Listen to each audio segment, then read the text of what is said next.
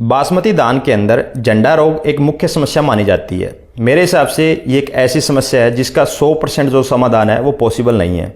कुछ एक कारण रहते हैं जिनकी वजह से जो झंडा रोग है वो हमारे खेतों के अंदर ज़्यादा मात्रा में दिखाई देता है। अगर हम उन समस्याओं के ऊपर थोड़ा सा काम कर लें तो हो सकता है कि हमारे खेत के अंदर जो बकानी रोग है वो कम मात्रा के अंदर दिखाई दे। सबसे पहला हमारा जो रीज़न होता है वो है कि हम अच्छी क्वालिटी का जो बीज है वो यूज़ नहीं करते, जिसकी वजह से हमारे खेतों के अंदर जो झंडा रोग है वो सबसे ज़्यादा आता है। नंबर 2 पर आता है कि हम धान के अंदर ग्रोथ करवाने के लिए कुछ एक बीजिया डालते हैं जिनके अंदर फिजेरिक एसिड व जो जिब्रेलिक एसिड पाए जाते हैं, उनकी वजह से भी जो बकानी रोग है यानी कि जो झंडा रोग है वो सबसे ज़्यादा देखने को मिलता है।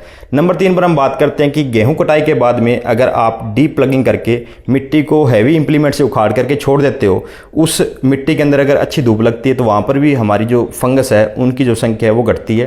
काफ़ी सारे ऐसे फार्मर है जो नर्सरी उखाड़ने के बाद में अच्छी तरीके से फंजीसाइड से या फिर जो बैक्टीरिया से है वो बीज का उपचार करते हैं या पनीरी का उपचार करते हैं। ये भी जो तरीका है वो झंडा रोग कम आने के अंदर हमारी जो हेल्प है वो करता है। अब हम बात करते हैं कि वीडियो के अंदर आप ये जो खेत देख रहे हो, बाउंड्री के राइट साइड में आपको जो 3 एकड़ है वो दिखाई देगी।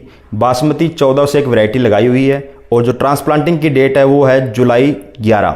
यहाँ पर आप देख रहे हो कि ये सामने जो 3 एकड़ है इसके अंदर आपको 3 एकड़ में करीबन 25 पौधे से कम जो पौधे हैं वो झंडा रोग के दिखाई देंगे।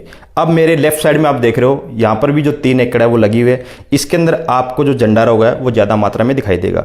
दोनों के अंदर मतलब कि जो इम्प्लीमेंट वगैरह खाद वगैरह सारा कुछ सेम यूज़ किया गया। यहाँ पर हल्की से जो बीज का डिफरेंस है वो ये आ गया कि मेरे आप जो लेफ्ट साइड के अंदर देख रहे हो ये पंजाब का एक, मैं नाम नहीं लेना चाहता, उनकी कंपनी का जो बीज है वो लगाया, तो इसके अंदर जो बकानी रोग है वो मतलब ठीक ठाक दिखाई दे रहा है। लेकिन जो राइट साइड में लगा हुआ है ये स्टार एग्रीसीड का 14 से जो बीज है वो लगा हुआ है, इन्होंने डेमो ही दिया था। बहुत ही कम ऐसे फार्मर हो गए जिनको इस कंपनी का जो बीज है वो मिला था। इसके अंदर काफ़ी कम मात्रा के अंदर आपको जो झंडा रोग है वो दिखाई देगा। आप वीडियो के अंदर साफ साफ देख रहे हो कि हाँ, पत्ता लपेट का अटैक हुआ ऐसी बात नहीं है, लेकिन झंडा रोग की जो रोकथाम है वो काफ़ी अच्छी देखने को मिल रही है। और इसके अंदर किसी भी तरह का जो मिक्सिंग ऑफ सीड आता है वो आपको नहीं मिलेगा। कई बार आप देखते हो कि बीज के अंदर काफ़ी अदर जो प्लांट है वो मिक्स हो जाते हैं। जब भी हम इनकी हार्वेस्टिंग करेंगे फिर आपको बताएंगे कि जो पैदावार है वो कितनी निकल के आई है, वह जो दाने की क्वालिटी है वो कैसी रही है। इन सभी टॉपिक के ऊपर हम बात करेंगे। उम्मीद करता हूँ किसान साथियों जानकारी आपको अच्छी लगी होगी। धन्यवाद।